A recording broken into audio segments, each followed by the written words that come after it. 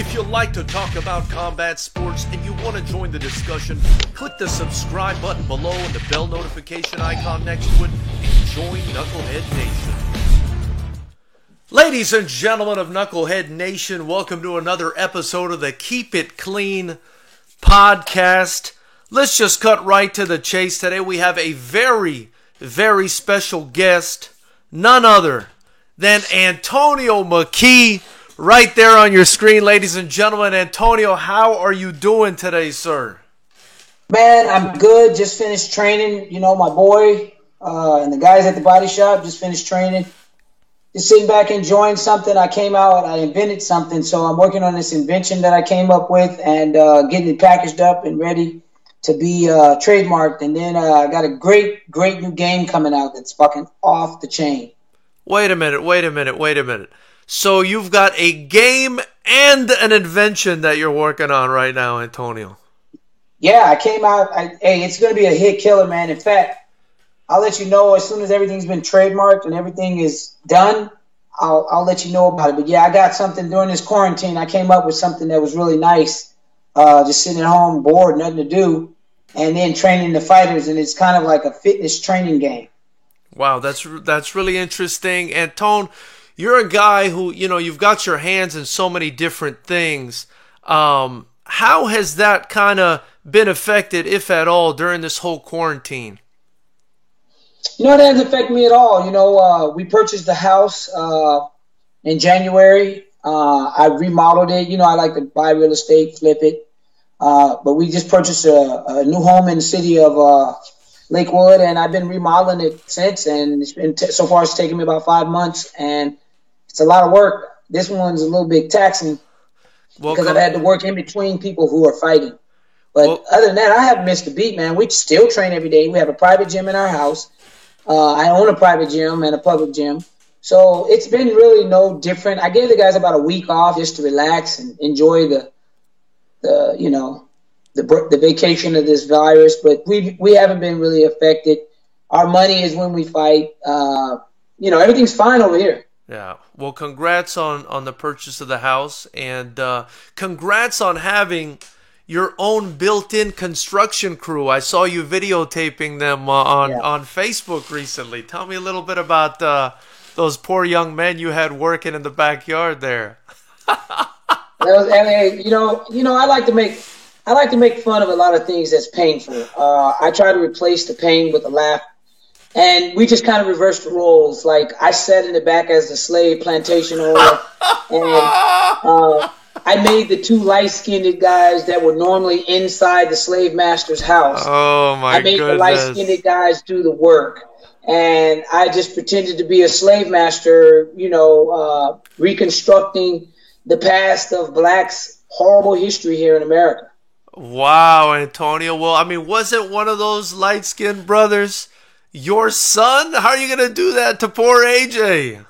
Well, I don't think AJ knew I was going to do the video, but I just, I'm kind of like off the cuff type of guy. I do what works for me.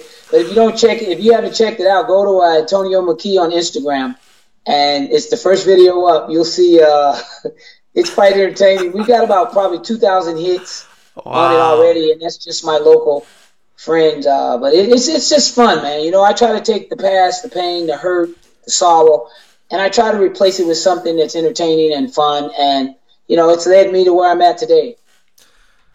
Antonio, you're a guy that's very passionate about definitely that kind of thing, politics and race and the way that kind of plays into everyday life. Why is that? Why are you so passionate about that thing? Well, I'm from back south. I grew up in Nashville, Tennessee. I was born in Dayton, Ohio. And that was back in the 70s. I lived in the projects that were owned by some very wealthy Jews. So life for me it's been a fight. It's been a constant uphill battle. I never look back. I keep looking up. And I just have an inner passion and drive to be successful, to defy all odds of what people said couldn't be done. I did it. I may have not went about it politically correct, but I went about it the way I felt I needed to go to accomplish what I have accomplished thus far. And like I say, with no high school diploma, I'm articulate. I can talk. I've covered all the grounds. I can shoot a gun. I can gangbang. I can rob. I can steal. I can kill. I can go to church. I could be a politician. I could be a history teacher. It's just a matter of decisions, and that's what I teach people. You have to make the right decisions in life, and you're going to be faced with some decisions sometime that's going to be challenging. I say challenge those situations. Don't let the situations challenge you. I love it, Antonio. Extremely deep. And, I would have never known, having met you several times now and interviewed you a couple of times, that you don't have a high school diploma. I mean, that's really surprising considering the wealth of knowledge that you avalanche on us every time we talk to you, bro. Well, I believe, school is important, but unfortunately, I had a learning disability. I learned too fast, and so I was bored in school. School didn't entertain me, and at the time, my parents didn't have the money to put me in a special program, so I was placed in a boys' home for psychiatric evaluation. They thought something was wrong with me, but then they realized I was extremely intelligent. I just learned differently. So I actually created a way for ADHD kids to learn way back then, and basically, you have to stay stimulated, but you also have to keep them focused, which if you're ADD or ADHD, it's very difficult for you to stay focused. So we need to learn 5 subjects at one time. I pulled my son out of school because he was failing miserably. And within 3 months of going to school 3 days a week, and I paid this teacher to train him a certain type of a way. And now that lady now owns a school where she trains and, she works with kids who have learning disabilities according to the Board of Education. Also, I refused to graduate from high school because I didn't believe in U.S. government history. I come from the South, so I'm really educated on the racial discrimination towards blacks in the 70s and the 60s. I'm very familiar with who I am and what I represent in America and what America and how America sees me. Now, I'm not a race baiter. I don't pull the color card, but let me tell you something. There is a difference between a black man and a white man in America. And if you don't think so, you got some serious issues. And I can share a lot of facts that support my opinion. I'm not just speaking off the top of my head. Yeah. So, a lot to unpack there. AJ, is that the son that you were talking about, that you pulled out of school and had him sort of taught by this lady that was basically a custom teacher for him? Yes, she was a teacher at Kettering High School, and later on, I just, she said, your son's very bright. It's just he has a problem sitting still, and he has a problem with blurting out in the class, which is the exact same thing I had a problem with, but extremely talented and passionate and creative. So I said, look, how much would you charge me to teach him 3 days out of the week? I think her salary at that time was about $2,600. I offered her $16,000, and so she did. And AJ jumped up 2 grade levels in 3 months, and he was able to graduate. He's the only one between me and his mom to graduate, from school. So that was amazing for me to see my son graduate, and me and his mother, we didn't graduate. Wow, really impressive. I wanted to ask you, on a personal note, so she said he was very bright. Is that right? Yeah. So, do you think the sort of African genetics colliding with those Lebanese genetics had something to do with all that brilliance that came out of AJ? Well, I know that the beginning... That's me being sarcastic. I know the beginning and the root of all kind came from Africa. It's not even up for discussion. It's a fact. Right. It is what it is. Unfortunately, there's nothing to brag about, because if you look at the 14% of us that are in America, majority of the Afro-American low-income communities, over half of them are incarcerated or have a criminal conviction record. So I think it is a systematic problem that we're dealing with here, but I think we just learn different, and you have to really be careful when you date and you procreate. Genetics are passed down from one to the other, and so I'm a very high-strung, 100-mile-an-hour type of guy, fast thinker, constantly going. AJ's mother's completely laid back, chill, relaxed, not really that outgoing personality. And I think he got the best of both worlds, and he got the worst of both worlds. Yeah. Well, he's definitely an impressive specimen. For those that don't know about him, I mean, he's a total beast in Bellator right now, killing it. The apple doesn't fall far from the tree. How do you feel about his career so far? You know, everything is going as planned. We talked about it. We looked at my career, and we were able to make a lot of adjustments in the style of fighting. I was able to create a style where, if you notice, most of the guys at the body shop, they knock people out, and it's spectacular knockouts. I dominated the force in a time where you could get away with just wrestling. You could get away with just jiu-jitsu, or you could get away with just striking if you're up against another striker. Unfortunately, now the game has evolved quite a bit. You can't just do that anymore. So he's been trained from the age of 5 all the way up into the present and current day with nothing but highlight reel striking and kicks and so on. Even on the ground, he can actually wrestle, but you don't see any of my guys wrestling. Joey Davis is undefeated, 8-0. He was 133-0 in wrestling. Like the squad that we have, we're the underworld squad. These guys aren't looked at. They're not bragged about. They're not in magazines. You won't read big articles about them. But let me tell you something. When it's time to fight, they're going to put the asses in seats and then get guys carried out of there. Beasts, a team full of beasts. And, you know, that's something I felt like I was obligated to mention, not only in the description of this video, but in this interview. What you have done over there in Lakewood, California, Antonio McKee, is nothing short of the finding of an elite fight gym. An absolutely elite world level fight gym. Well, I appreciate that compliment, but I ain't done yet, and this is just the beginning.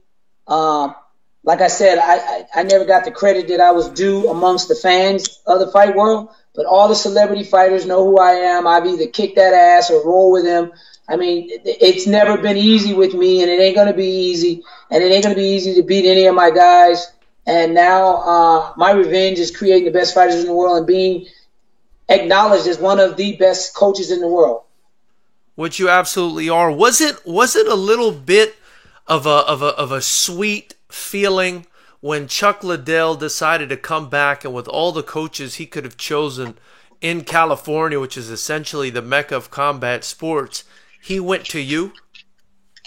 Well, yes and no. Yes, because I cared about Chuck. In fact, I didn't even know at the time when Chuck came to get a session with me, someone recommended him to me as far as being older and the right way to train and how he needs to train.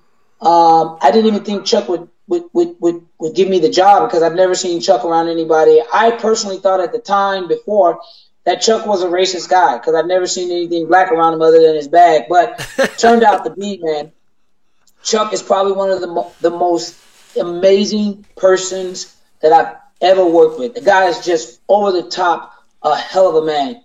I see why he was blessed and why he has the accolades he has. He's a tough worker. But I think the way he trained with me, there's no one that's training people the way I'm training them right now. And I'm writing a book. It's called The Fighter's Secret. When my son is done, when my guys are done, I'm breaking it down all the way from the basic fighting stance to switch stance to kicks to movement, speed, power, timing. I broke it all down already. And I think it's going to be a hell of a seller for those who don't like me. Don't buy the book because I don't want you to reap the benefits of it. But those that are liking me because I'm a good person and I'm passionate about what I do, I'm not cocky. I'm 50 years old. I'm still fighting. I'm having a good time. I love life. I love helping people. And I don't see color. Yeah. Well, Antonio, again, a lot to unpack, and you're right. You do think at about 1,000 miles per hour, and I love it. I love getting these answers from you.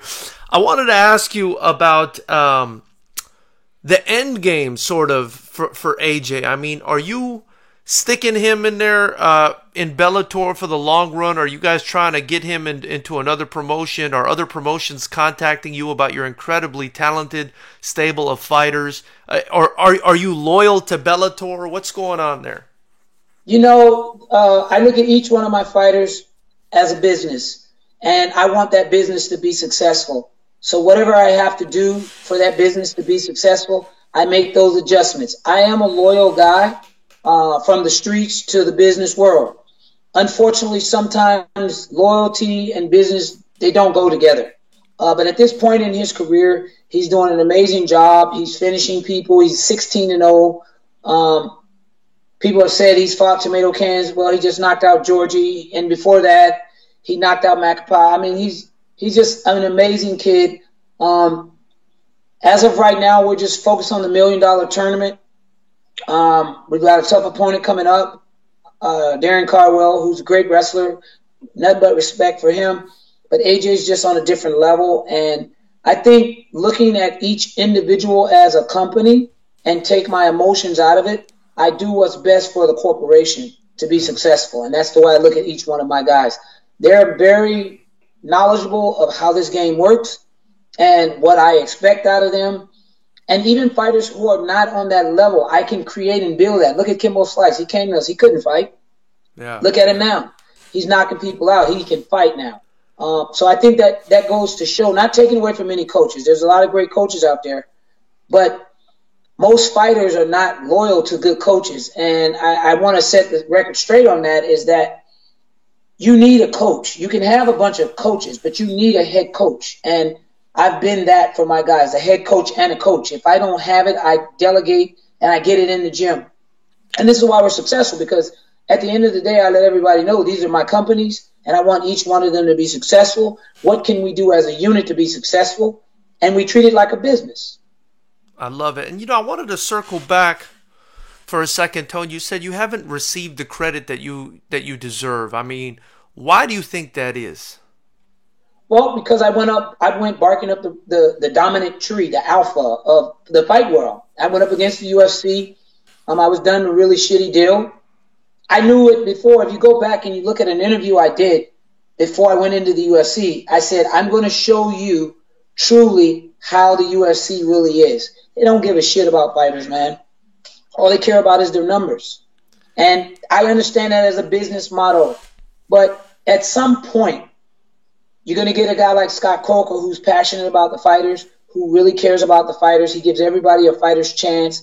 He doesn't show favoritism because you're a gatekeeper. But like you and I have always said, what country could I go to and throw a chair through a window and cut someone open as a black man? Or what country could I go to and disrespect somebody's religion and their race and get away with it? Yeah. So, it speaks for itself. I don't want to spend a lot of time on that because I'm over the shenanigans of the idiots of this sport that make it look bad. Yeah. Erich Toch, Jamaican, and Joey Davis in the chat right now. Joey Davis says, the Grand Wizard, and he's throwing up a goat emoji for you. So that's your charge, Joey Davis, a fantastic fighter, Antonio.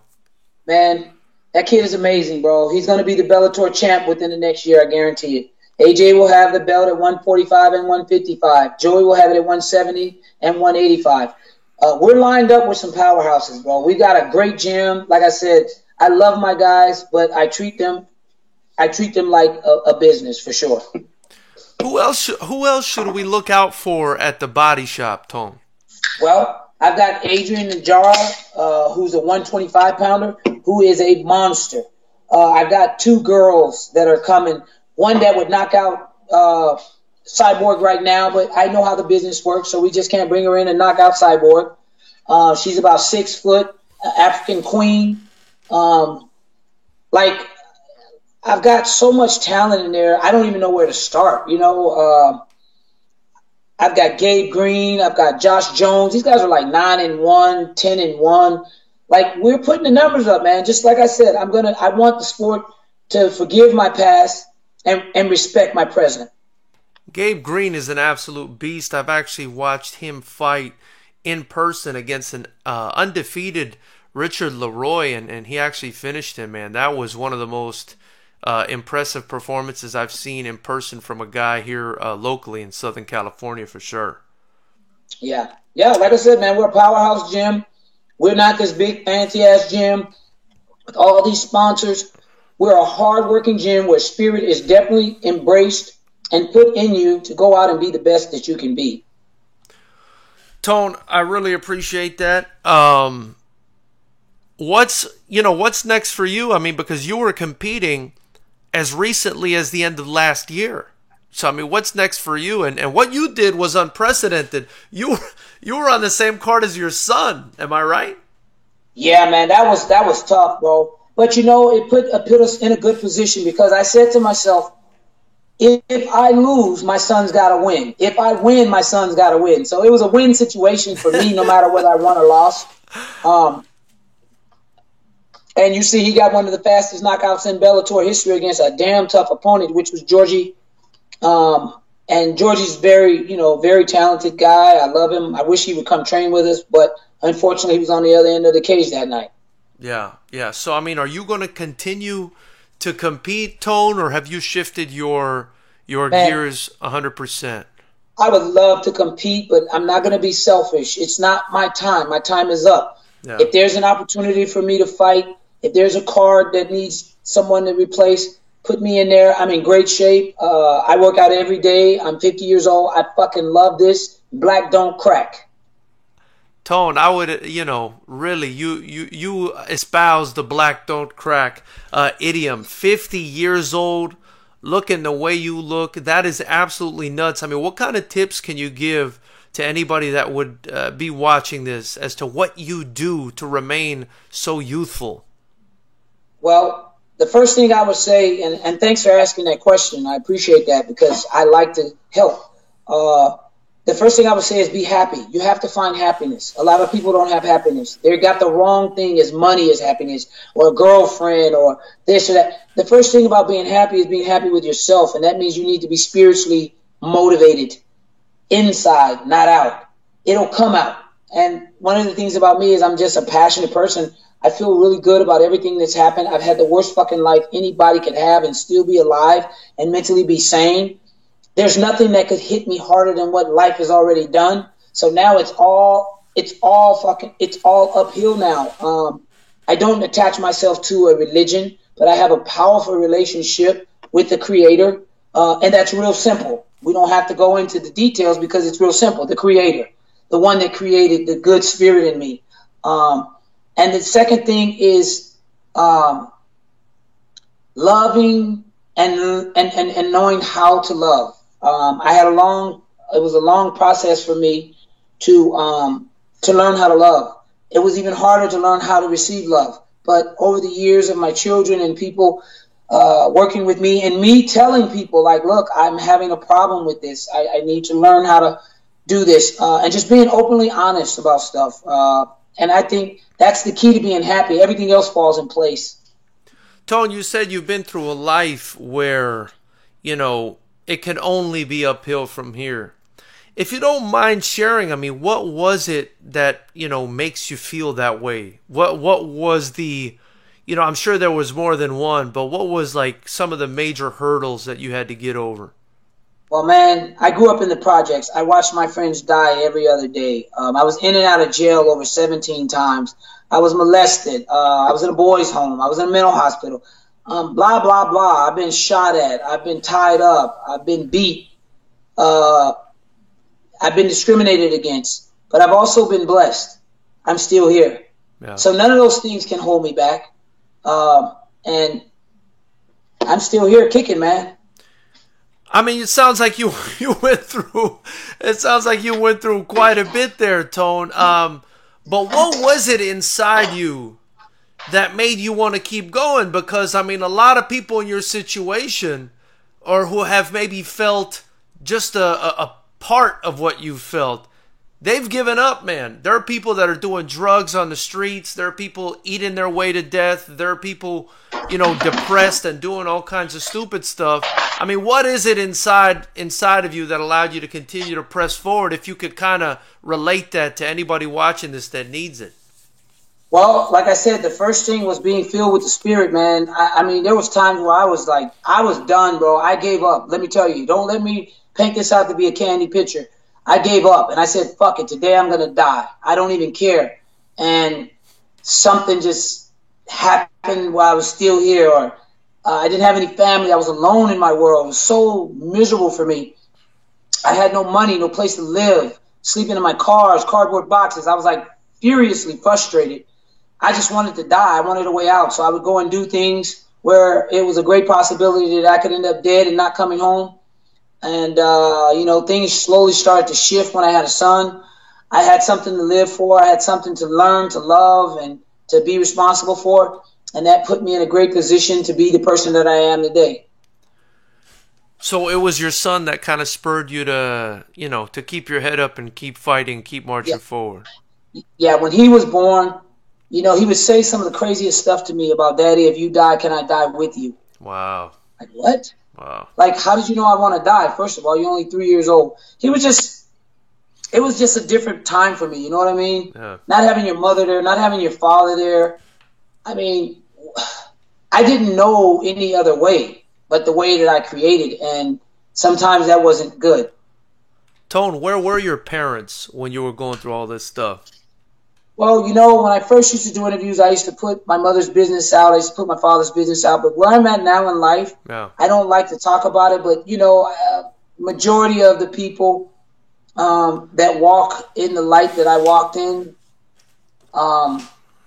there's a lot going on in the families, and there's no fathers, and the mother is left with the responsibility to do everything on her own. And that's a tough task if you're living back south and you're primarily in an all-white community and you're maybe 2-3% black, and you're an individual having to do it on your own. If you can only imagine what that's like for my mother, which led to other things that, she used to cope with the lifestyle of the frustrations of being less than a human being in America. Yeah, and you said this was back in Nashville, Tennessee?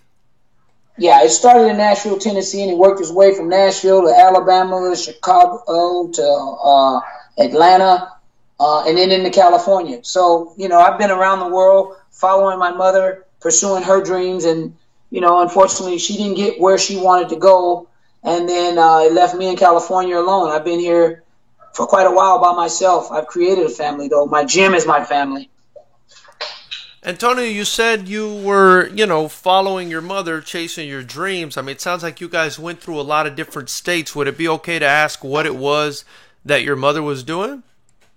Well, my mother was an entertainer. I always tell her she was a stripper, but she says she was a go-go dancer. I said, no, mother, you're a stripper. But she says she was a go-go dancer, so I'm letting her get away with thinking she was a go-go dancer. But to me, she was a stripper, and that's what she did to make money. And then she started getting into singing gospel music. And from there, she was a welder, an underwater welder. I mean, my mother's done jobs that men don't do. So, she did what she had to do to make ends meet. She's a strong woman, man. I know where I get my strength from because, you hear a lot about blacks talking about their mothers and what they want to do for their mothers. But that struggle is real, man. Imagine growing up in a place like that and how much pressure there is on black women or on a black person, period. And, sometimes I get really emotional when I talk, and I have a white fan base, and they get upset when I talk about these things. But these things hurt still because I remember my mother suffering. I remember not having rent. I remember living in the car. And, people say, oh, well, you have a choice. But if you understand how this economic system works, I was here, I worked, my ancestors worked, and we were left nothing. When our slave masters died, they left us nothing. Versus when the slave master died and he left his son a plantation, corporations, businesses. We didn't know the American system way. And so it's like playing a game of Monopoly with no money. Right. How can you ever win? That's a fantastic analogy. And your father, Tone, if you can share anything about, what was your father up to during this time, if at all, if you even saw him? My father was a professional fighter. He fought on the card with Muhammad Ali. He was a boxer. Wow. But he was an alcoholic. He killed his dad, and so he became depressed from killing his dad, and he became an alcoholic. Wow, Tone. So definitely you've been through some trials and tribulations. Is your mother still around? Do you still have a relationship with your mother? Yeah, my mom's still around. I talk to her every week. She's very ill. She's no longer walking. But like I said, man, she's a strong woman, man. My hat goes off to that woman. The stuff that I deal with now, thinking that she dealt with stuff like this on an even higher level and more intense with 2 kids. And she did it on her own. Yeah. I have nothing but respect for her at this point. I think it's very important what you're saying, Antonio, and I agree and feel the same way. I think it's important what you're saying because it reflects a forgiveness that you have for your family, and an awareness that you are the man you are today because of all of that. As unfortunate as it may have been, Yeah, it's kind of as cliche as it sounds. What doesn't kill you makes you stronger, right? absolutely.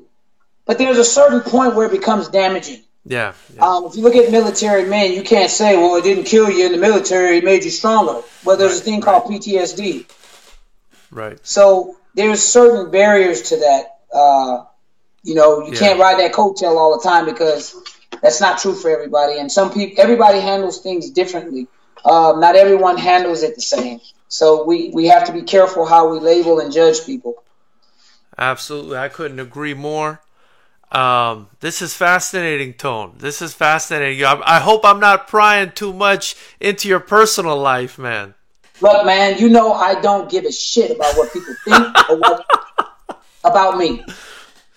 I know that there is a God that's going to take me to a better place when I leave this. And if he's not going to take me to a better place, then I'm going to live better here right now mentally. It starts right here. Freedom comes in here. It doesn't come from me being contained in a house or me being able to go out and buy what I want. Freedom comes from the mindset. Hey, Eddie, you got a charger for my phone? Tone, you know what scares me about you, Tone? What scares you? Tone, you've got this way about you, man, where I feel like you could convince the masses to do your bidding with the way you articulate your positions and your feelings. It's almost like you've got this strong leadership quality kind of built into you. What would you attribute that to? I mean, you have a very strong sort of leadership sense. At least that's what I pick up from you when I talk to you, man. I feel like my dad's talking to me when I'm talking to you, Well, I think you can relate to me because I don't use those big words, but you can tell when I'm talking. You can not only do you hear me, but you can feel me. You know what I mean? I'm very straight to it. I don't beat around the bush. I give it to you raw. Sometimes I offend people. Hold on a second. I got to get a charger. No problem. Take your time. Ladies and gentlemen of Knucklehead Nation, just so you know, we're live on the air with Antonio McKee, a legend in the fight game, one of the best coaches in the world doing it right now. His son, AJ McKee, 16-0 in Bellator. He's also got Joey Davis, I believe, 8-0. A couple of the best up-and-coming young fighters in the world training out of Body Shop Fitness. And I love to get Tone on the show whenever I get an opportunity because he really is an inspiring guy, an interesting guy, and a charismatic guy. So here he is. Get him his Apple charger. Get that Apple charger over here. Well, I got like 8% left. Well, I can go on the computer, but yeah. So what's next? What are we gonna hit up next?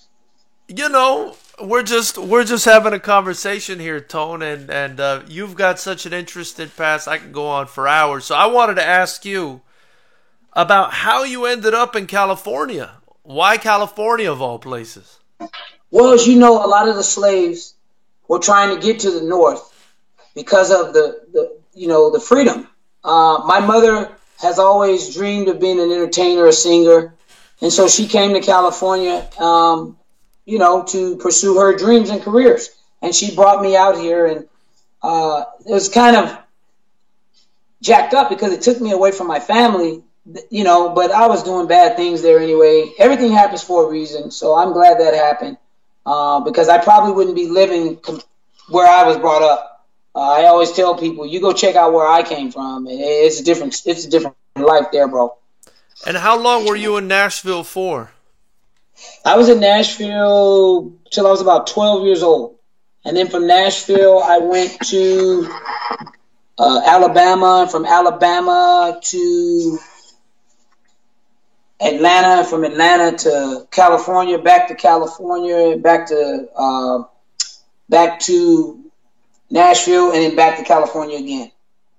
Gotcha. I was having difficulties in school. My mother was crippled, and she couldn't watch me, and I was getting in a lot of trouble. So, you know how that works. I had to go back to where people could handle me and could walk. Are you saying there are people on this planet that can handle you, Tone?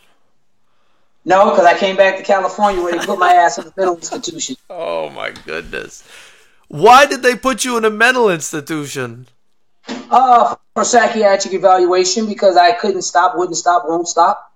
I just kept going, kept grinding, kept just doing what I wanted to do. I just believed in freedom, man. I really believed in freedom with no restrictions. Well, what do you mean by that? Well, like, I want to eat at a certain restaurant. Because of the color of my skin, I'm not allowed to go in there. I want to go swimming in the same swimming pool that my friends are swimming in, and I'm not allowed to swim in it because I'm black. I wanted to play certain sports like wrestle, like tennis, and I couldn't do it because they said that's not a black sport. You know, stuff like that. And look what I did. I became the best wrestler in the world for 4 or 5 years, 3 state championship titles, undefeated. So I don't know, man. I don't know really how I did all that. I really don't. And Tone, you were wrestling at a very high level in MMA. I mean, you may have pioneered some of the wrestling in MMA, if I'm not wrong.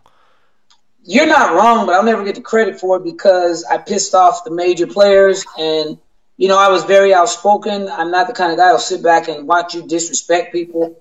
I treat everybody with respect, man. The only thing I can be guilty of is maybe talking too much, but I can apologize for that. Yeah. Well, Tone, you know, coming from a wrestling sort of base, who is it that you see in the game right now where you're like, oh, man, he's got some really good wrestling? Joey Davis. There's nobody that can wrestle like Joey Davis in the division at 170 in Bellator or UFC. Wow. Well, how about guys like, you know, how about Khabib? What do you think about Khabib's wrestling? I roll with Khabib. Khabib is tough, but he's not that kind of a wrestler. Gotcha. Is it a difference maybe between the Sambo and the American style that makes you say that? Well, Khabib wouldn't even place in the Olympics. He wouldn't even be top 10. Gotcha. But he's a tough fighter. He mixes it in real well. He's got a good mindset. He's spiritually solid. He's just a great guy. His time is now, and so he's taking advantage of it. But I know a lot of people that would beat him. Unfortunately, you know how the game works. You just don't go in there because you're the best. Right. Well, how about Cejudo? I mean, Cejudo's a guy who's recently retired. Great wrestler. Look at what he did. Yeah. do you? I mean, what is it about the wrestlers that makes them so successful in MMA, in your opinion, Coach Tone? Because we dictate how the fight goes and where it goes. If I want it on the feet and I'm a better striker than you, you're going to get knocked out. If we're on the feet and you're a better striker than me, I take you down, I choke you out. We dominate the sport. I said this 20 years ago. I said this is a sport for wrestlers to come in as a professional and take over. Yeah. And do you feel like there's a lot of sort of negativity towards wrestlers from, I guess, the more traditional martial arts bases, since typically they don't do so well against them in MMA? Yeah, like, you know, you're going to get haters everywhere. Fucking Floyd was undefeated 50-0, and they hate him and say he's boring because he doesn't lose. I was undefeated for 7-8 years. I was boring because I didn't lose. But if you understood the sport at the time when there was no weight classes and I'm 150, 60 pounds fighting guys 200, 180, 190, then you kind of have a different opinion when you really understand why I developed the style of fighting that I developed. Because I am the striking coach in my gym. I am the kicking coach. And how did I learn how to kick? Well, I've always known how to kick, but it's not worth the risk and the damage. Yeah. Look at the guys that were fighting at my age now back then. They're messed up. They can't even walk. They've been through 5 or 6 surgeries. Haven't had one surgery. Tone, you really left the game with all of your faculties. And I say left the game like you didn't just fight at the end of last year in November. That fighting style worked for you, and it really preserved you pretty well as well. Yeah, that's why I'm ready to fight again. I enjoy fighting. I don't fight for the money. I never did fight for the money. I fight because I enjoy doing it. I don't give a shit about the fans. Although I know that's the point of entertainment and how money is put in the pot. So I've made my fighters exciting, and I've shown my fighters how to be great and entertaining. I want to know parts in that entertaining the fan shit. Yeah. Tone, what was the toughest fight you ever had in your career? Probably Heath Sims, which was another wrestler, and Jason Black, which I beat both of those guys, but I only got credit for beating one. And it's just because they were wrestlers, and at that time I was a grinding wrestler, and they could neutralize the wrestling to a certain extent, but I just had more heart. And were these guys bigger than you? Because you've told me stories in the past. Yeah, man, I was 160 pounds. These guys were 180, 190, 200. And why was that allowed to happen? Is it because it was still back in the beginning of the MMA days? There was no commission, really. Yeah, there was no real commission, and you were kind of fed to USC guys. I was like a stepping stone for USC guys. They said I derailed their asses. Tone, so there's no chance we see anyone from Body Shop Fitness in the UFC? Absolutely. Remember what I said earlier. It's a corporation, and I treat every corporation separately, and I want to do what's right for the company. So if going to the UFC is right in one of the corporations or the companies, then that's where we'll go. I just ask for respect. I don't want anything other than that. Yeah. Tone, another thing I wanted to ask you, and this is something we touched on last time I interviewed you, I believe, was the whole weed in MMA and weed in combat sports. We did a little video on that. Has your position shifted on that? Do you still feel the same way about that? Yes, I'm even more. Yes, it has. I'm even more passionate about those who smoke weed and want to fight. You better find a new job, because if you watch Tony Ferguson and you watch Gaethje, there's a big role in what happened. He was just a second too slow, couldn't put it together. 1, 2, 3, come forward, and Gaethje is definitely not a pothead. You can tell those fast twitch muscles were moving. Tony Ferguson was moving in slow motion. Yeah, he was. And Gaethje saw that and just kept it on the feet. It was easy for him. But, to me, Tony looked slower than he normally... Did he look slower than normal to you? Yeah, that's because you saw him in there with somebody athletic that don't smoke. Gotcha. What do you think about Gaethje? He's a pretty good fighter, huh? He's a good fighter, but he's easy to beat because he can't really strike. He can't strike as good as Tony Ferguson. Nowhere near in the same boat. But because of the weed and the body not reacting as fast as it normally would react, because weed affects the nervous system, you saw the results of that. Yeah. Tony, man, you called out Joe Rogan last time on that. We had over 1,000 views when you did that. It would be awesome to get you on that Joe Rogan show at some point to talk about this. There's no way an idiot like that would bring me on a show, because I'm going to come with facts. I'm going to come with the truth. No disrespect to calling him an idiot, because he's not an idiot. He's a cool dude, but he says idiotic shit. He makes no sense in the world of an athlete. I hope if he had a daughter or a son, he wouldn't tell them to go smoke and try DMT and all these drugs that he likes to fucking hallucinate on. I don't think he would tell his kids to do that. Tone, are you saying me and you are never going to go to the desert sometime and lick a toad or smoke a toad or whatever these people are doing? Hell no, I may kill you or rape you. I hope not, man. I hope not. I feel like I'd be helpless to do anything against it, but I'd try my hardest to get the hell away from you. Oh, my goodness, Tone. Yeah, man, Joe Rogan.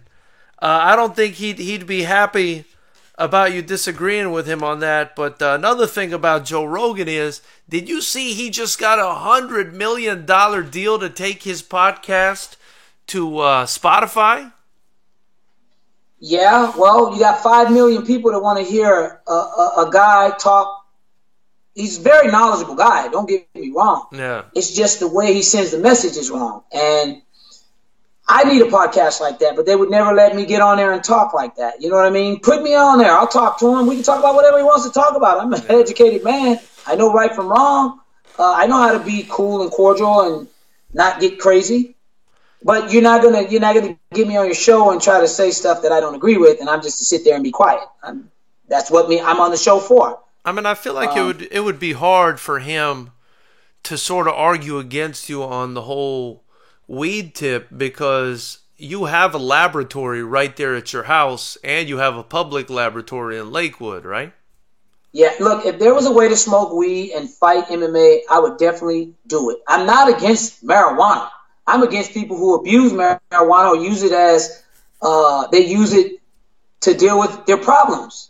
Yeah. But if you have medicinal use, I'm all for marijuana. People are crazy. There's nothing wrong with it if you have medicinal issues. But because your girl is tripping, or because you got hit too hard today, or because you don't feel like training, no, suck it up, man up. Or because mommy gave you 1 lollipop instead of 2 lollipops? So now you want, yeah, you know what I'm talking about. Tone, when are you starting your podcast? I mean, the last time I contacted you, I said, Tone, let's start your podcast. Let's get this shit going. And then I don't know what happened to you, man. I lost contact with you after that. Tone, you there? Uh-oh.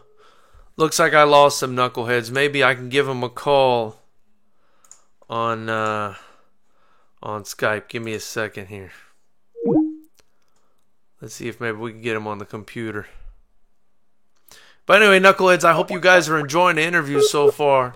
Antonio McKee, appreciate you guys being in here. Joey Davis, shout out. RGN's in the Granite, shout out. Jamaican, my brother, shout out.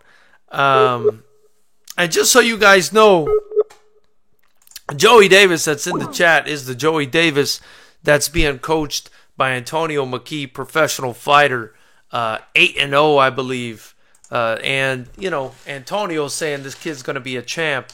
You better believe it, man. Antonio doesn't say shit unless he really means it. And that's part of the reason I really love talking to Antonio. You know, it looks like, unfortunately, Antonio's phone may have died. I think he was at a low percentage or something. And it doesn't look like I'm going to be able to get him back on the line. Unless he calls back or something like that. But, you know, whether that happens or not, I want to keep chatting with you guys and let you guys know that I appreciate you guys joining the chat. And there he is. There he is. Tone, are you back?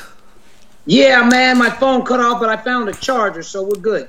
It's all good, man. You're right side up. I'm going to need you to turn sideways for me.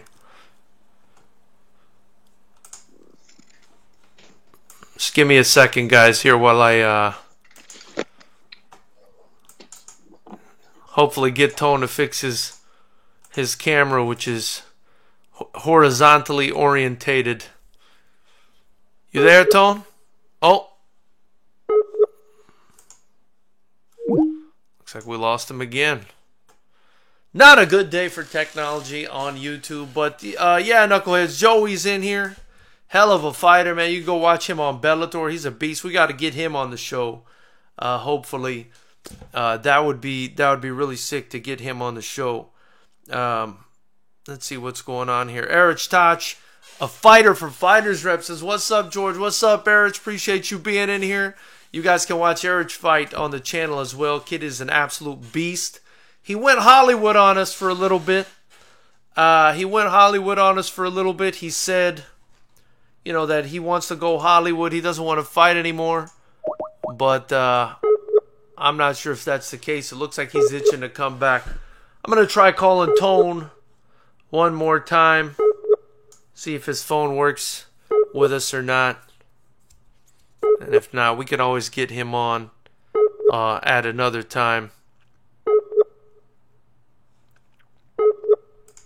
Yeah, I guess not. But anyway, knuckleheads, and let me also open up the phone lines for you guys. Give me a second here, guys. All right, fix that.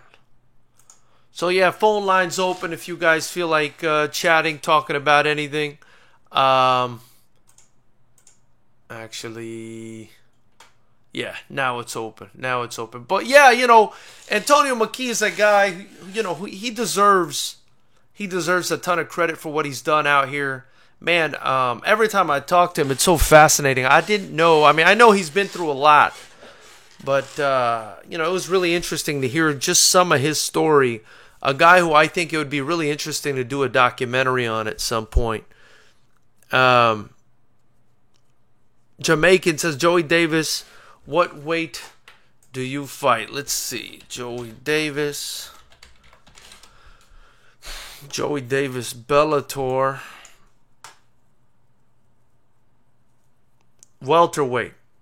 Joey Davis is a welterweight, 4-time undefeated NCAA Division II champion, just 26 years old. Also known as Black Ice. Won 4 gold medals in wrestling at the NCAAs. Let's see who we got in here. What's going on, Knucklehead? You're on the chat. Who's this?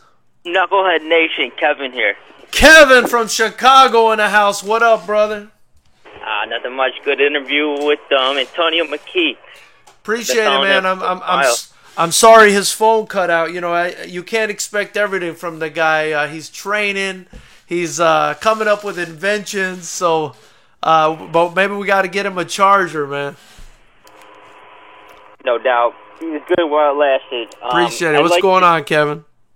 I liked his points when it comes to the fans. He said, I don't do this for the fans. I don't fight for the fans. F the fans. Yeah. Okay, we're good now.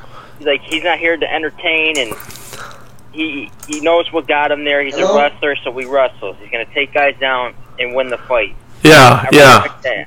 Hey, Tone, we're good now. Okay, we actually had a call come in.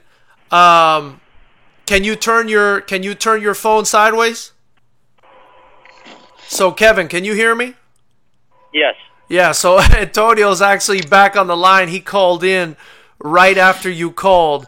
And since we've got Antonio back on the line, I'm going to ask that you kind of repeat your point so Antonio can hear what you were saying. Antonio, I'm a wrestler, fellow wrestler here. I'm a state champ from Illinois. And I liked your point regarding wrestling and doing what got you there. You're a wrestler, you're going to wrestle. You're not here to go out there and risk your brain, risk your health just to please the fans, the drunk fans in the audience. Hello? I feel like a lot of fighters do that. They feel the pressure of the fans, they feel the pressure of the promoter to change their style, put their health on the line. Hello? And you're a guy who said, no, I'm going to go out there and win the fight. Because you're a competitor with the competitor mindset, the wrestling mindset. Give me a second. Got you, Kevin. Yeah, Kevin, I can hear you, but Antonio unfortunately can't hear you. So, Antonio, Kevin from Chicago's calling in, and he's basically saying that, you know, he's a wrestler, he's a state champion from Illinois, and he's saying he loves the fact that you kind of went into the sport and you were true to yourself. You were a wrestler. You didn't, you know, risk your brain just to please the crowd, and that's something he could appreciate very much. He says, basically. Yeah, thanks, man. There's ways to do it now, and that's why I like training wrestlers as well, because I can show them how to be exciting and how to create some capital by knocking people out and finishing them. Because at the end of the day, if you finish everybody, what can they say? You're boring, but you finish everybody. Mike Tyson was boring. There are a lot of great fighters that were boring.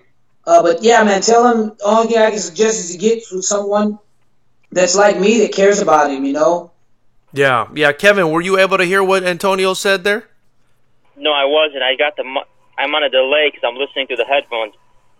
Oh, okay. Well, basically, he was saying, you know, yeah, I mean, get with somebody who cares about you in your career.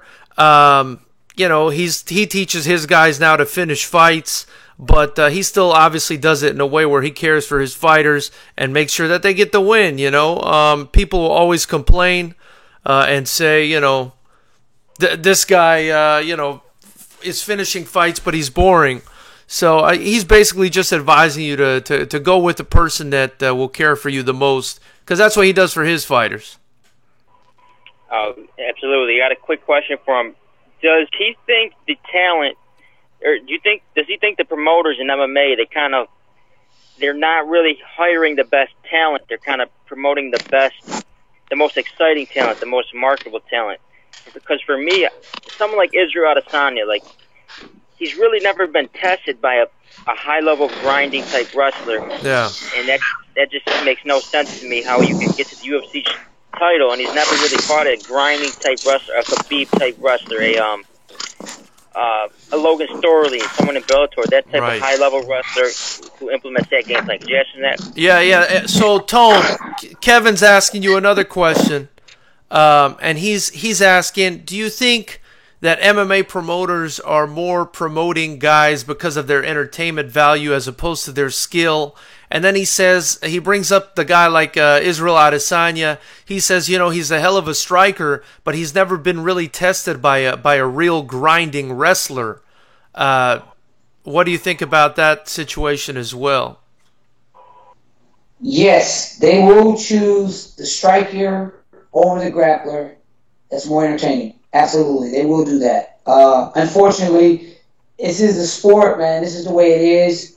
A fan is a fan, and they're fans for a reason. You got some people that just like people. You got some people because they like to ride the coattail. And then you've got people like him. He's a fan of the sport, which is, most of my fans are fighters or people who are fans of the sport. But people who are just those guys that are irrelevant, but they'll spend $89 on that pay-per-view buy, those are the guys that you got to put and convince. But yeah, I mean, this is a rough game, man. This is a rough game. And you're not with the right team, bro. Not with the right group of people, man. Get out. Yeah. ASAP, because you're going to get hurt. This is not a fucking game. This is not a sport that's forgiving. You get hurt, you're hurt. You break an orbital, you break an orbital. You lose an eye, you lose an eye. There's no coming back from what trauma that I've seen in this sport, bro. Yeah. Well, Kevin, basically Antonio is saying that, they're usually going to pick the striker over the wrestler. And this sport, the consequences are way too serious, for you not to be training with somebody that really cares about your health and well-being. And I definitely ask if you guys are going to call in, have the volume up on your video so you can hear Antonio's answers, so I don't have to sit here and try to translate everything you guys are saying because I can't keep track of it all. I can't keep track of it all. Got one more question. I love to talk to it. Because a lot of people Antonio, he's got one more question for you. Okay. Ask him if he's been following USA Wrestling, and what's he think of the upcoming Olympic trials? Who do you think is going to make the team? Okay. Who do you think the favorites are? Okay. So Antonio, he wants to know if you've been following USA Wrestling at all, and if you see anything special in the guys that are competing there, anyone that might make it somewhere. What I've learned is a lot of wrestlers that are not on the Olympic level or USA team material make the greatest fighters. A lot of the high-level wrestlers don't make good MMA fighters. So I've been paying attention to Jordan Burroughs.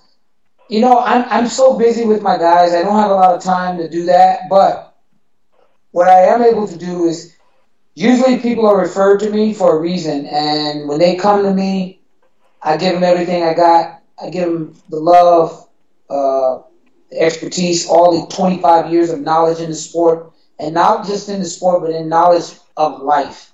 And that's sometimes more important than the training. Some of these guys just need to get their minds right.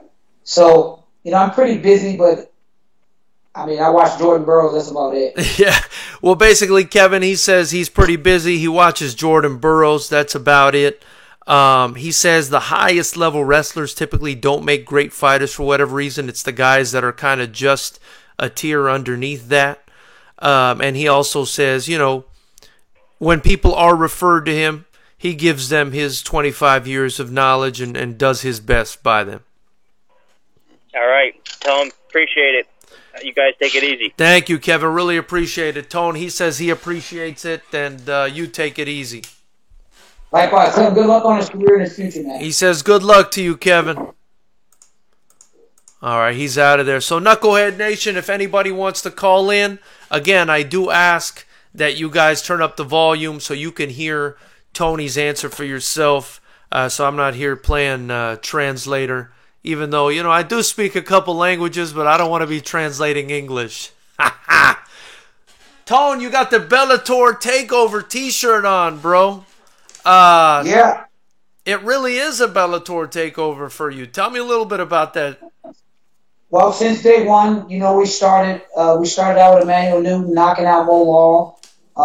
Then we started with Rampage going on a 3-fight win spree with me. I just said I'm going to take over whatever organization that I get with as far as the fighters. We're going to take it over. I had Aaron Pico, and he was 3-0 with me. I had Bubba Jenkins, who was 3-0 with me. The guys that are with me, stay with me. They end up being the best that they can be. Because if you look at their careers after they leave, they don't really do much. But those that stay don't get overwhelmed by the media once they get 4 wins, 3 wins, or they're victorious. Those are the guys that are loyal to me, that stay there. You can see it in their careers. Their careers are still winning. I don't know why people leave and go to other places when they're winning. You do that shit when you're losing. If I've got the winning formula, you stick with it. Yeah. You do what you want to do and you lose. Don't blame me. Tell the media of the world, look, my coach did a great job, but I didn't listen. I didn't follow the game plan. Don't make it look like, I have to go somewhere else because I wasn't coached properly. But like I said, I have a great relationship with everybody except for Bubba Jenkins. Everybody else I have a great relationship with. Bubba was the only one that rubbed me the wrong way. And what was it about that relationship? I did a lot for him. There was rumors that were spread that I didn't say. There was things that were said that I didn't say. And instead of him being a man, he was like a little bitch. And, he ran on the coattails of others. And, he just, one thing I'm not going to deal with is I'm not going to deal with your relationship. Your wife, your kids, that's completely off guard with me. And we just didn't see eye to eye on a couple of things. Actually, me and him were great. I guess me and her didn't see eye to eye. I'm not going to, air door line, but I did a lot for him. And then to turn around and make it seem like I did all these things that was wrong. He's probably one of the most ungrateful assholes that I know that I've ever trained. But I wish him the best in his career. Yeah. RGN's and the Granite is in here, one of the OGs that comes on the show a lot out in Boston. He says, Antonio, my type of person. Jamaican says, what? Adesanya fights in the UFC. He just fought Romero, an Olympian. What the F is Kevin talking about?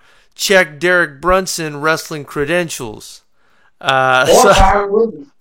Tyron Woodley is a beat. What do you think happens next for Tyron? I know you've had, obviously an influence on him too. He's trained with you as well, right, Antonio? Yeah. A lot of times people don't see the emotional things that fighters go through. They just look at us fighting. They don't see that we're a dad, we're a husband, we're a provider for not just our mothers, we're a provider for our families, we're a provider for our friends. Tyron was dealing with a lot, He had to get himself back on track, get back focused, and get back into, grind mode. He was in shine mode when he trained for that fight. I actually helped him. And I knew he wasn't ready, but you don't ever tell a fighter that they're not ready. But I tell you what, if the old Tyron comes back, he's going to be a force to be reckoned with. Man, I was really surprised that Tyron lost that fight so handily to Kamaru, but at the same time, I really like Kamaru. How do you feel about Kamaru? Great fighter. He deserves it. If you watch Tyron's mother, she said, "It's your night. It's your night. Enjoy it." His mother, we know the bigger picture that's what's going on. I don't put fighters' businesses out like that. Yeah. But there was a much bigger picture on the inside than what you guys saw on the outside. And it was just not his night. Unfortunately, like I said, this sport is an unforgiving sport. But Tyron will be back, and he'll be back stronger than ever. I'm sure of that. You can look at the difference in the way he's training, the way he looks. His explosiveness is coming back. Again, a lot of fighters do things that compromise their speed. They compromise their endurance. And I think he just had a lot on his plate. Got you. And do you think he comes back and regains his title? Absolutely. If he does what he's supposed to do, there's nobody that can do what he does. Yeah. The problem is he willing to sacrifice the things that he's going to have to step away from in order to be hungry like that again. Gotcha. Because he's got a lot going on now outside of just fighting.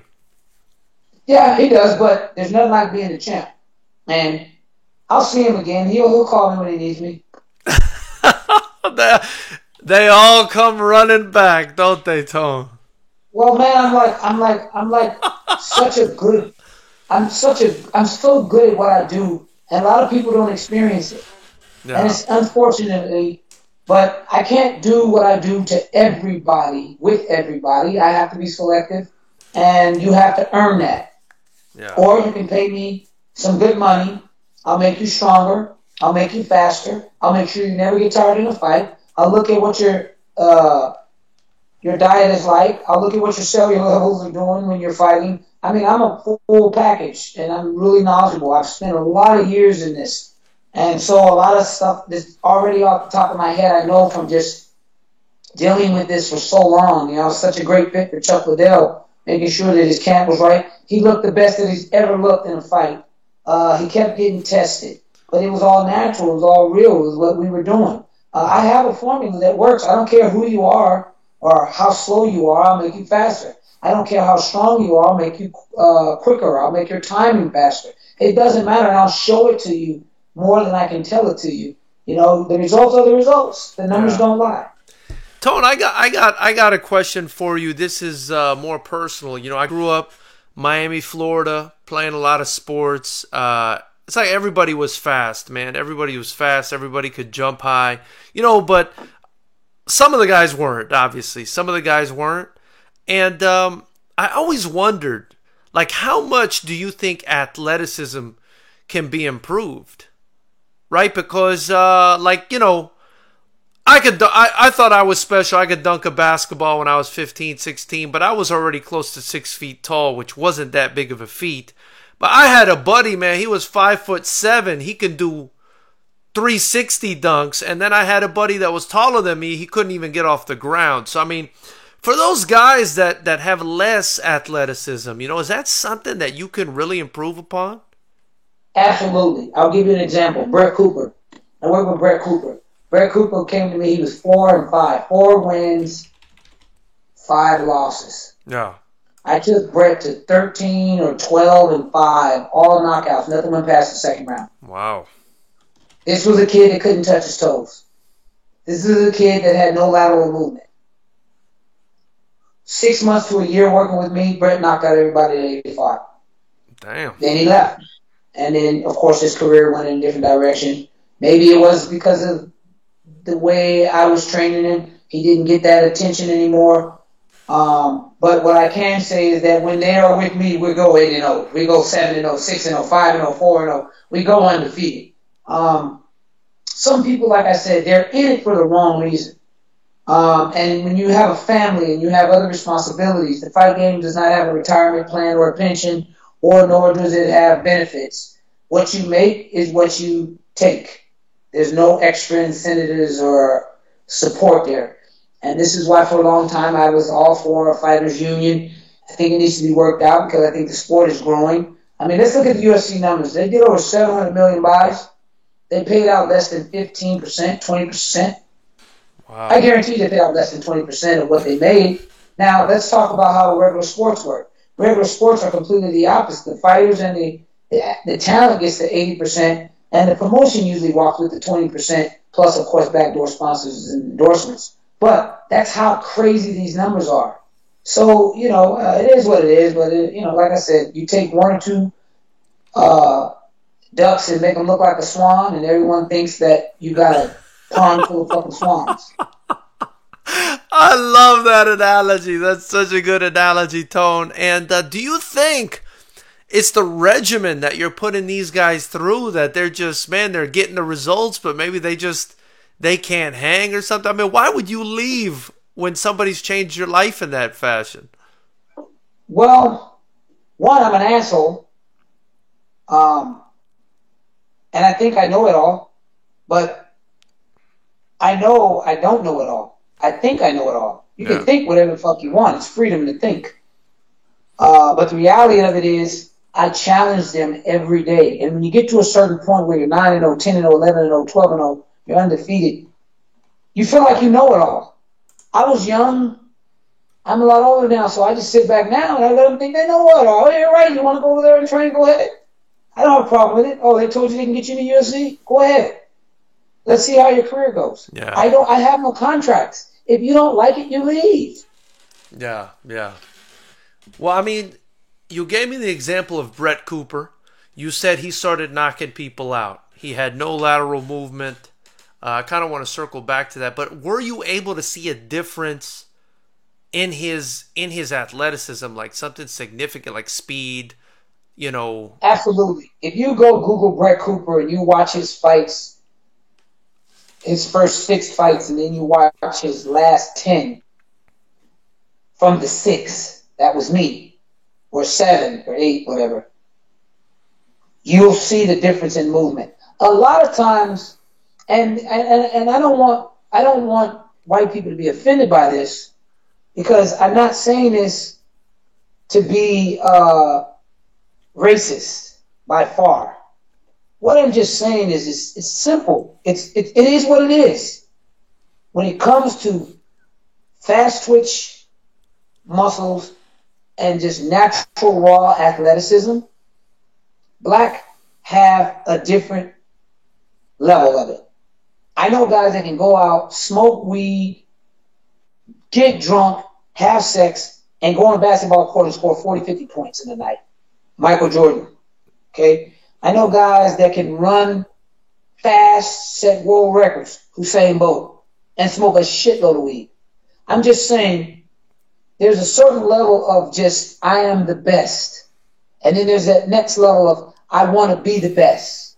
Well, if you are the best, usually you decrease, you don't increase.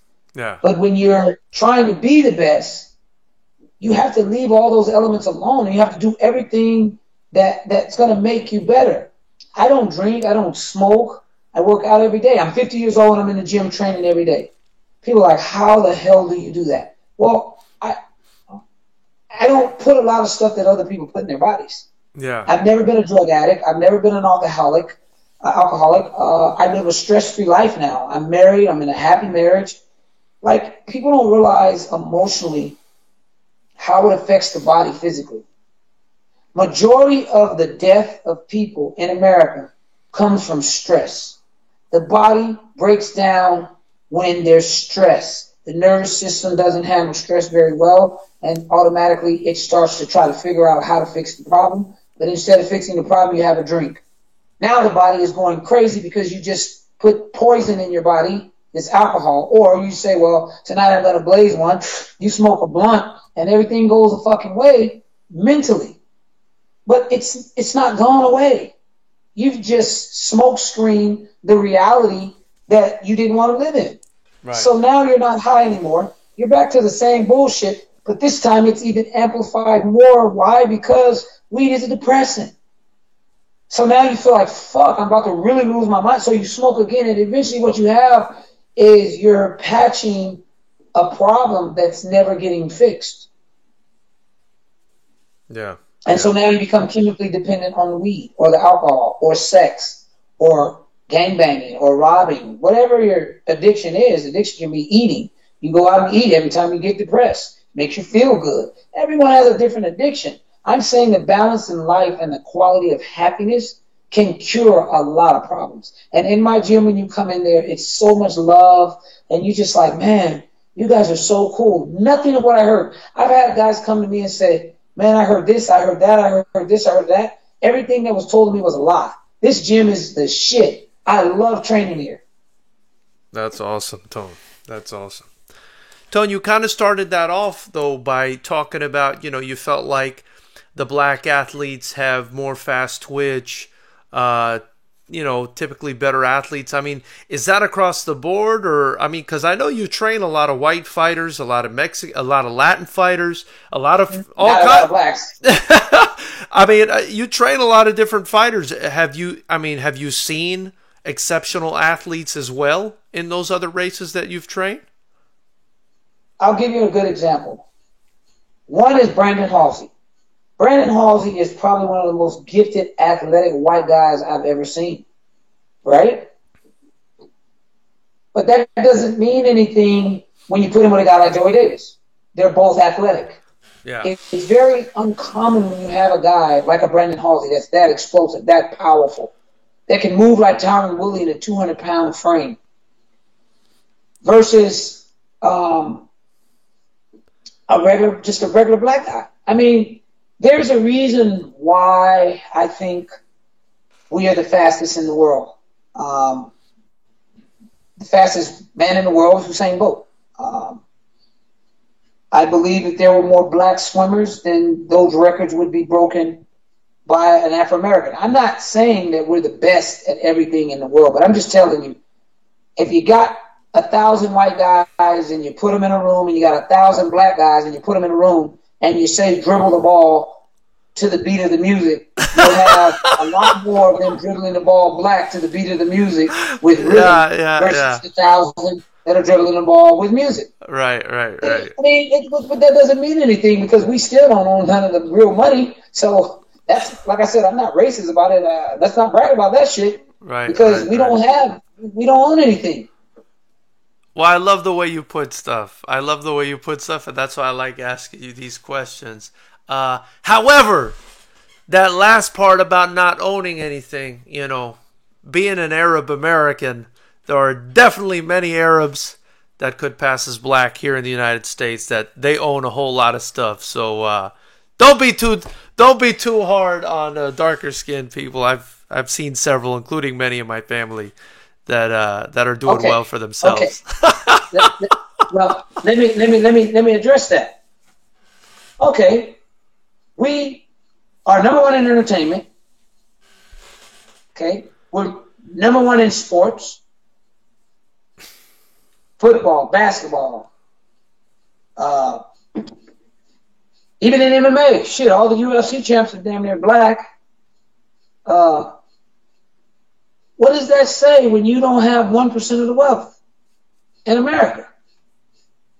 But we contribute over $1 trillion in the economy, and we don't own anything. What do we own? We don't even have our own community. You have the Asian community, you have a white community, you have a Mexican community. There's no black community. Don't tell me the ghetto, because that shit don't count. The only thing I know that we did have at one point was in Oklahoma, and they bombed that. That was the first terrorist act in America. They bombed that because of some lies. And that had a thriving economy.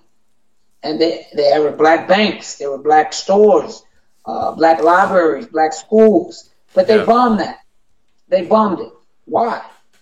Like, this is a place that, I would not want to live any other place. I think a lot of people misconstrue what I say. They interpret things differently because I believe those are the racist people.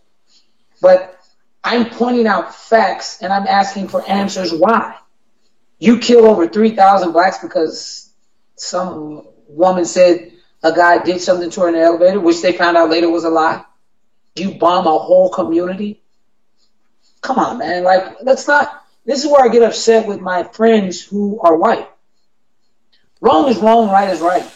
If you're my friend and you see wrong, address it. It's wrong. Don't turn the other way like you didn't see it, because that's the problem. I think that American white people have when shit's not right. But things are changing. Things are changing because white people are starting to say, you know what, that's not right. It reminds me of John Brown. I don't know if you know who John Brown is. I was just on another show telling people about John Brown. I was on my own podcast, on my own internet. John Brown was a white abolitionist. Abolitionist? Abolitionist, I'm sorry. Sometimes the ADD kicks in. It's all good. It's all good. But I get names wrong all the time. But anyway, he was a white man that said enough is enough. It's time for bloodshed. He was a family, it was back in 1856 to 1859. He led a fleet of men into Virginia, which was one of the largest slave plantations for trading slaves.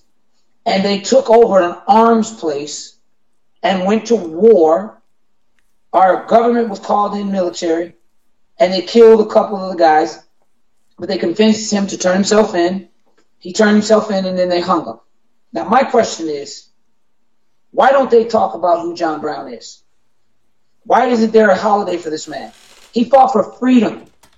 He didn't fight for white people, black. He fought for freedom of slaves. He said it's not right, and the only way that this is going to change is that there is bloodshed. And he gave a speech. Go back and listen to the speech. This is the same problem that a lot of white people have when Colin Kaepernick took a knee. We have a different way of expressing our hurt, our pains, our frustrations. What a lot of people don't know is that the national anthem, I forget the guy's name. I so much going through my mind, but I forget his name. Francis. I think it's Francis. He was a writer. He was a poet guy, and he wrote poetry. And the national anthem was actually a poem that he had wrote, but it celebrated the killing of blacks. It was a celebration. If you go listen to the original version of it, it was a song that I think later on in 1932, 36, I think like this, it became, the president at that time said, let this be our national anthem. But it was a glorifying time of the killing of blacks. See, people don't talk about that. Yeah. So this is why it's hard for me to get on a major platform and display this type of stuff, because then you go, well, I didn't know that.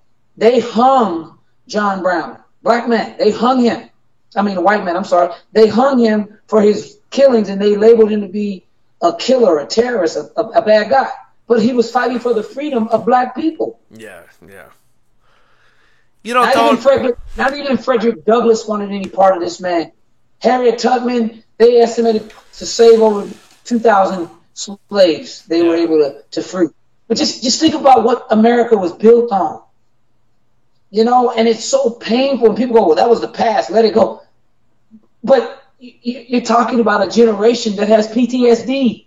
Black people are affected from this, and they don't even know it. Yeah. We need to be rehabilitated. We need reparations. I'm not saying we're going to get it, but I'm saying there needs to be some things that have happened to our ancestors, to us, and the whiplash of that is the poverty, the ghettos that's been created. It's kind of interesting to me that these ghettos are owned by Jews. It's crazy. They own the ghetto? Why would they even want interest in the ghetto?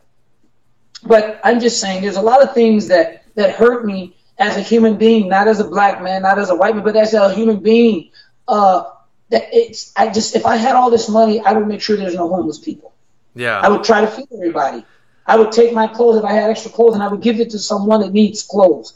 I'm not the kind of guy that wants it all for myself. Well, I believe that's piracy. Well, Tone, I mean, they're talking about $20 billion could end homelessness. That's what they say. They say $20 billion can end homelessness, and we've got